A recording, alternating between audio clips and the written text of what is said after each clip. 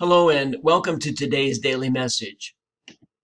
As you know, throughout this week, I've been posing questions for our consideration as we look forward to the beginning of the season of fall. So on Monday, I asked, what will we do to deepen our relationship with God?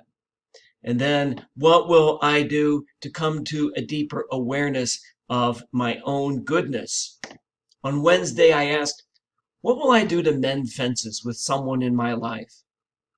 What will I do to try to bring reconciliation between myself and someone else?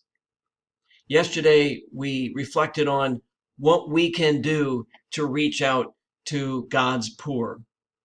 And so today, my question is, what will be in the upcoming weeks between now and the end of the year? What will be the focus of my gratitude to God? We know that everything we have in our lives is gift.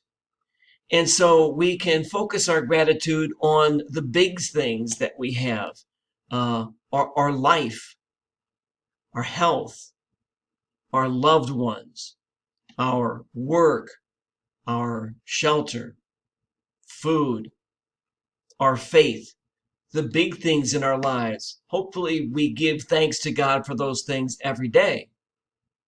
But I hope too that we can show our gratitude and be thankful for the little things that happen to us on a day-to-day basis. The smile that someone gives to us, the laughter that we share with someone, the hug that we receive, the person who takes the time to listen to us, to listen to our joy, to listen to our grief, to listen to our sadness, to listen to what gives us hope.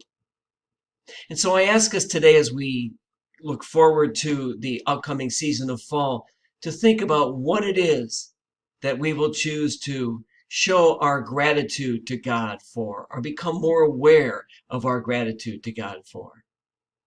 As always, thank you so much for watching and have a great weekend.